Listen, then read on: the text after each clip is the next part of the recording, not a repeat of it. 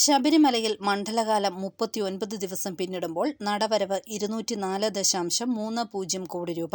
December 25 വരെയുള്ള മൊത്തം നടവരവ് 204,30,76,704 രൂപയാണ്. കുത്തക ലേലം, കാണിക്കയായി ലഭിച്ച നാണയങ്ങൾ എന്നിവ കൂടി എണ്ണിക്കഴിയുമ്പോൾ ഈ കണക്കിൽ കാര്യമായ മാറ്റമുണ്ടാകുമെന്നും മണ്ഡലപൂജ, മകരവിളക്ക് ഉത്സവം സംബന്ധിച്ച സന്നിധാനം ദേവസ്വം ഗസ്റ്റ് ഹൌസിലെ കോൺഫറൻസ് ഹാളിൽ വിളിച്ചു ചേർത്ത പത്രസമ്മേളനത്തിൽ ദേവസ്വം പ്രസിഡന്റ് പറഞ്ഞു. കാണിക്കയായി ലഭിച്ചത് 63,89,10,320 രൂപയാണ്. അരവണ വിൽപ്പനയിൽ 96,32,44,610 രൂപയും അപ്പം വിൽപ്പനയിൽ 12,38,76,720 രൂപയും ലഭിച്ചു. മണ്ഡലകാലം തുടങ്ങി ഡിസംബർ 25 വരെ ശബരിമലയിൽ 31,43,163 പേരാണ് ദർശനം നടത്തിയത്.